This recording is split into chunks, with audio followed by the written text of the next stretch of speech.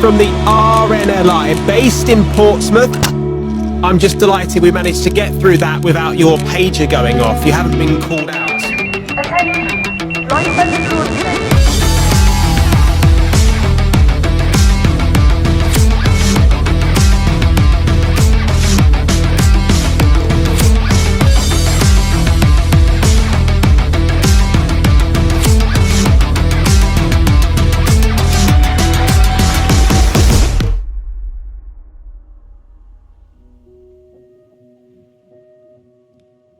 Hi, I'm Josh Owens. I'm a volunteer here at Portsmouth Lifeboat Station, where I've served for 7.5 years as boat crew.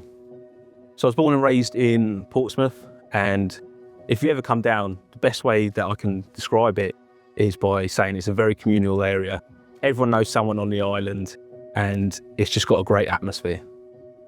I think Portsmouth has its unique special flair in the fact that it has so much history in such a small landmass. And it's something that we all feel deeply in our roots. So having parents with mixed descents was quite confusing growing up. One culture I lived around and I saw all the time, but then we go to the other side, on my mother's side, who's Thai, and it was completely alien to me. I never saw it anywhere really outside of the house. But I do believe that it brought me up with a lot of tolerance and open-mindedness. I think it was quite exciting going between two households, because when I left my dad's and would go to my mum's, it was like stepping away from everything. It was completely different, and I'll always hold those memories fondly. So as a student, I don't believe I was the best one. No way would I say that I was like in the top tier, but I wouldn't say I was in the bottom tier either, but I kind of use school as more of a social thing than educationally, which if I could go back and do it again, I definitely would. So when I left school, I kind of went through a period where I wasn't doing a lot. So I wasn't fully working. I was still kind of just like living the dream of doing what I wanted. I had a little Saturday job, like cleaning tables at a local Greasy Spoon restaurant. But yeah, I just always tried to find jobs that kept me occupied, made me happy. Growing up, it really wasn't about money, it was just enjoying life. I ended up going to the Portsmouth Lifeboat Station's Christmas Carol concert down at Portsmouth Cathedral, and I'd never heard really much of the RNLI. I probably heard it in passing, but not really taking it on board. And I was sat there and I was listening to them talk about these brave volunteers that went out to sea, they helped their community, and just absolutely being heroes. And I thought, do you know what? They're not being paid, they're doing good. I need a bit of structure in my life, and I think this is it. So it was that evening that I went straight up to the LOM. I had a word with them, and within a couple of months, they invited me down. So my problem is, if I find something that I think I enjoy, I jump feet first into it. And I think I just got all the positive waves from it. I felt that it was just the right thing to do. And yeah, I just had to go for it. Initially, it was quite easy. They brought me down for a presentation, and we saw more about the station, what they do, met some of the crew members, and I remember there was quite a big room of us. And so I went away from that all happy. I was then invited down for an interview, and they got a bit more into it. So we had explained that we had to live 3 miles from the station or work within 5. More about what's entailed specifically to yourselves. And then, yeah, that was it. I was in. Joining any group where they're quite close and they all know each other is a bit of a daunting thing, and it was no different for me. So when I joined, I was very much the outsider, and a lot of these things, when you join a new crew, it's about finding out about everyone, going and like introducing yourself, and just trying to get on, because getting on with the crew is the best thing that you can do. And it was just trying to prove my worth, volunteering for all the jobs, trying to do what I can and really show that actually that I'll be a good asset for them. So we had a helm, Lewis, and absolutely top guy, and he really did help us out a lot. Everything was new to me, so there was a lot of learning, steep learning curve, and he just got a grip of it. He taught me in a way that I knew how to do it, and I'll always look up to him throughout my RNLI career. At first, I was hesitant. I mean, we were going into an environment where we're here to save lives, so I wanted to make that every detail matter, making sure that it's all right. It was very much watch, do, repeat.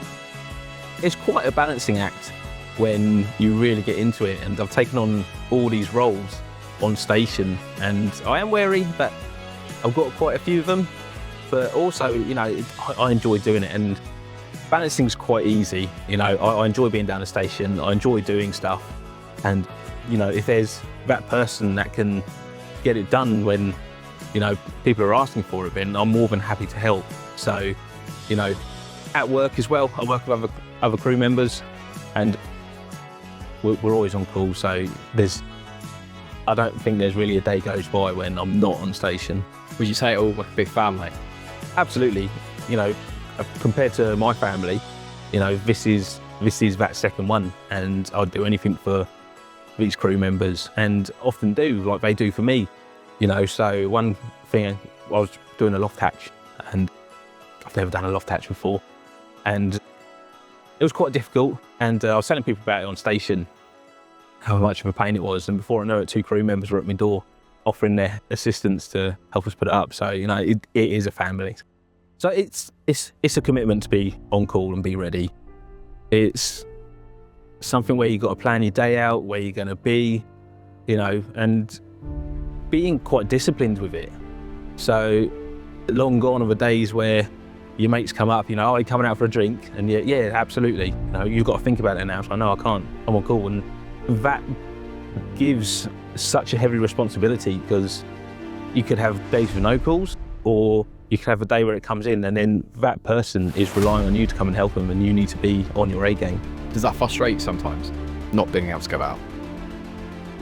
No, do you know, really, I don't miss the hangovers. The hangovers were the worst. That's the worst part of it. And, you know, so we've done this for 7.5 years now. It's kind of become the routine, and actually I'm quite happy, you know, being there to help.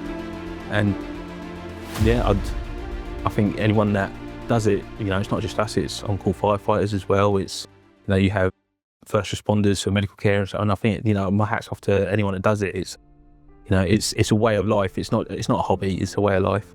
Do you think it gives you like a sense of purpose more than anything? Gives you something to like, focus about in life, and you know, your life revolves around it, but almost in a good way. That makes sense. Absolutely. You know, it is a way of life, and you know, you have people that turn up and do their stuff, and they go home, and they've got family commitments and this, that, and the other. And I totally get that, but you know, you can't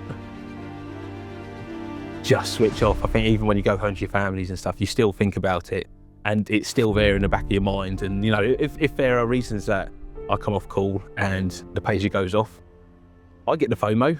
I wish I was there for the boats and to help the crew. So yeah, it does take over. So I knew about TikTok, but I didn't want to fully commit to it. I wasn't too sure about the app at first, and you heard loads of good stuff and you heard loads of bad stuff about it. But it was during the lockdown when I gave in and I downloaded it, and it really kicked off from there. I didn't see a lot of people putting up RNLI content, so I thought, do you know what, I enjoy what I do, I'm proud of what I do, I'll show it off a bit. And it was from there we started gaining a bit of traction. No, I thought it'd be like Facebook or Instagram, those type of things. So if I got 1 person, 2 people following, I thought, yeah, that'd be really cool. And I was terrified to show my face. Would not show my face. But yeah. What were you scared about? I don't know. It's just one of those things, like, I don't know, I think like 101, maybe like nerves, embarrassment, or, you know, especially once more people joined, and it was like, and you didn't feel pressured to put stuff out, but it was like, you know, obviously you want to show more and show them what it's about. But yeah, I think I remember the first video. I look back at it now with my face on it, and I was like, oh, that's a bit cringy, you know, but you see some of the stuff I've done now, like, that's probably, yeah, so 100%. Do you know what? I used to be a person like, you know, this is my bubble, and I'm happy with my bubble, with everyone in it, and anyone outside of the bubble, I'm not fussed about. But actually, you know, TikTok's brought on loads of confidence, and as well, like, just expanding that bubble and, you know, allowing people to come in, which is really cool. And like I say, like, from looking back from the first days where I was absolutely bricking it, up to, you know, what I'm doing now, being on national TV, radio, this, that and the other, it has brought me on as a person so much, and in a positive way. Was there a point where you realised that it was actually taking off and it was actually doing well? What was the tipping point where you realised that actually I could probably do this as sort of a second hobby along with the RNLI?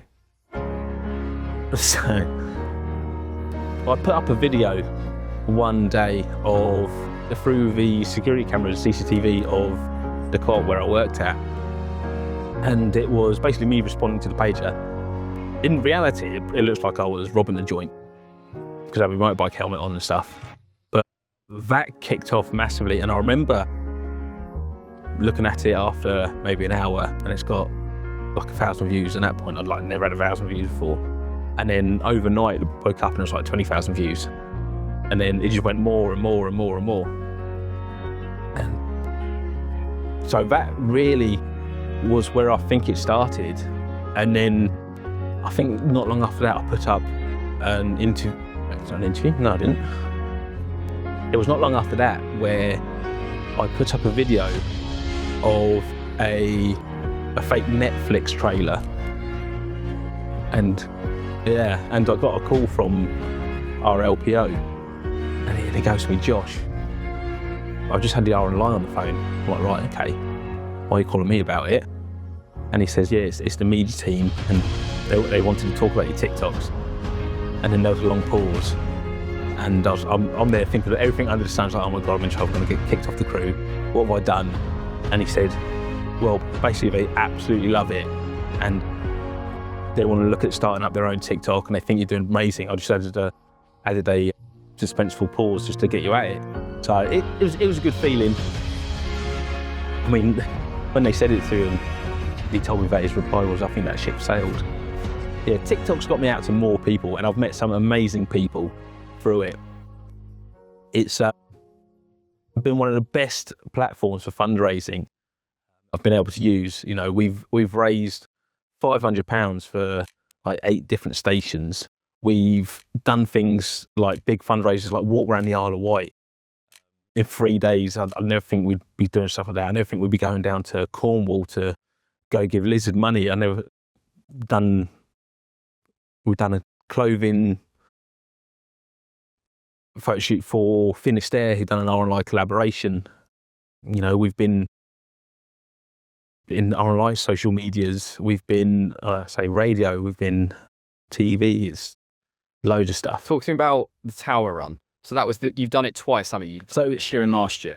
Yeah, so what's really cool about the Tower Run, it's in 22 Bishopsgate, and it stands on the site where the RNLI was first formed, where the paperwork was all signed. And last year we thought we'd challenge ourselves, and we ran up it, and we raised a good bit of money, and we've done it in kit, and we thought that was hard. So we thought we got to make it a bit better. We got up our game for the next year, and this year it's grown. So this year we started Team 1 crew, and there was 2 from Portsmouth Lifeboat Station, there was 2 from Clacton Lifeboat Station. We had a supporter with us. So like member of the public that we get on with. And we took our man overboard mannequin, Fred, with us. And on paper, that sounds like an amazing idea. You know, 1 crew all together. By floor 5, it was an absolute horrible idea. But getting to the top just with everyone was an amazing experience. A lot of people think we're paid. we're all volunteers. The majority of the RNLI is all made up of volunteers. And, you know, I think sometimes they think we're down the station 24/7, that's our job. Well, actually, you know, we're on pages, the station's not manned half the time. And it's a surreal feeling. And a lot of people in Portsmouth actually don't know we're here. We invited the Lord Mayor down for our D-class ceremony when we first got it. And they didn't know that there was a lifeboat station on the city. I think that's because it's so far away from. That's it, we're just out of the way. And you know, you get that feeling somewhere. It's a really weird feeling. Like if you have a night shout, or early morning shout, and you're coming back across the seafront towards Langston Harbour, I think it's the weirdest feeling, because like you look at the seafront and it's lit up with the street lights and this, that and the other, and you know, no one's there, and it's really weird feeling that you think that everyone's in bed while you're out at sea doing your thing and no one knows what's going on in the world. It is quite weird. I think not necessarily for me, but definitely a lot of our crew is probably the commitment, you know, families, kids, stuff like that. People may miss, you know, some of the most important bits of their family's lives because they go out on the shout. We did have one crew member who was on a shout while their missus actually went into labour. Thankfully, we recovered and got him away before that happened. But yeah, I don't think it's the balancing act. You know, I think probably that's one of the most important things outside of a station is the support. Especially like, you know, if it's cold and we come back, she'll make sure that the heating's on for me. That there's a coffee ready, maybe some food, and it's a little bit like that. You could have the worst shout, come home, and you've got a little luxuries there, and you just forget about it. So yeah, one of the toughest shouts we've done was when we were called to a casualty who had fallen at Fraser Range, just outside of the harbour. And they were in quite a treacherous area of sea defence, one that you couldn't get to by sea very well, and you couldn't get by land very well, so we were in a bit of a pickle. And what we had to do is drop 2 crew members off, so myself and one other, onto the beach about 150, 200 metres away. And we had to scramble and scale the sea defences on an incoming tide and quite choppy conditions to reach them. And we must have been with them for maybe 20 minutes, half an hour, and eventually get them helicopter hoisted away. And I remember just constantly thinking about the casualty, not much about the conditions around us. You know, it was like every other wave, we were clinging on and getting swept down the defences. I think at one point I even mentioned about jumping in the water again to go get an O2 tank. Looking back, that probably would have been a really silly idea. But yeah, it was quite full on. So, as I was saying, it's an incoming tide. So as minutes passed, water was getting a bit more dicey. You know, I remember it lapping at the edge of the defence, and then within minutes, it was coming right up to us. And as I say, we were getting pushed down the sea defences, and it was all algae and stuff on the floor.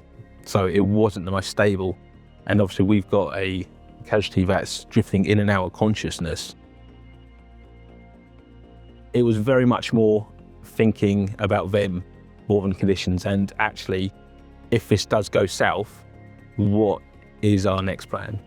So as I was going in and out of consciousness is very much evacuation. Any casualty like that, the thing you've got to think about is evacuation.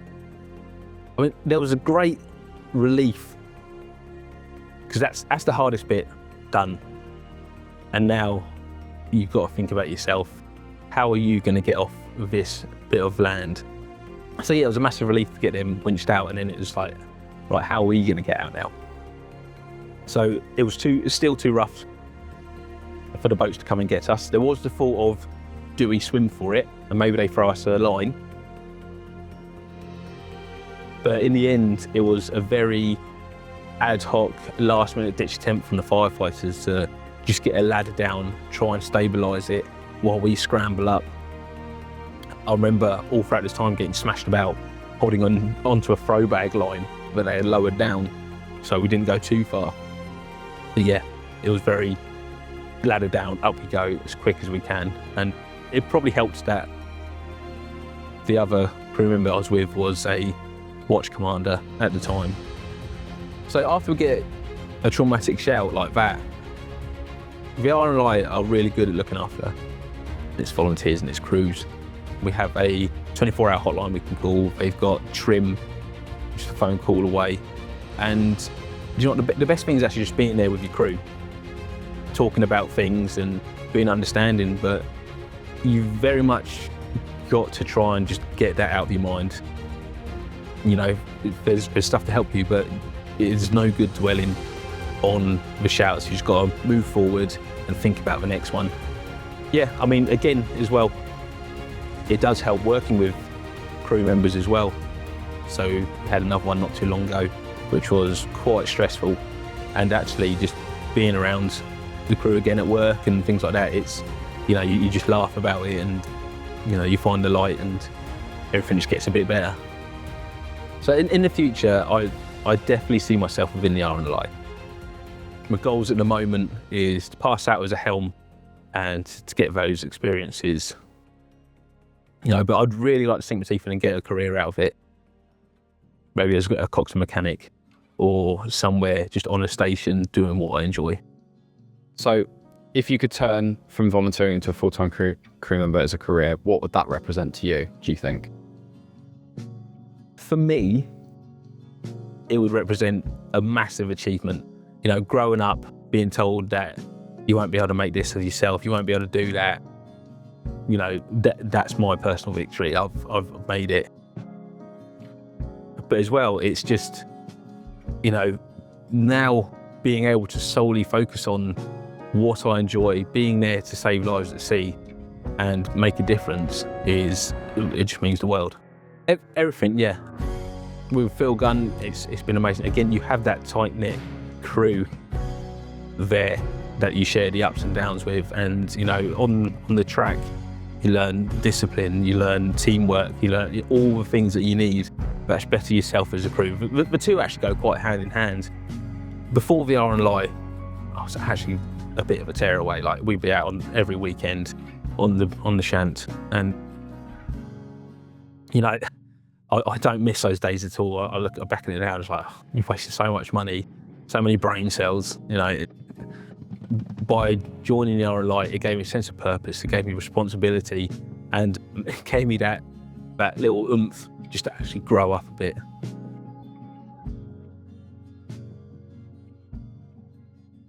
And I give up forever to touch you, 'cause I know that you feel me somehow. You're the closest to heaven that I'll ever be, and I don't wanna go home right now.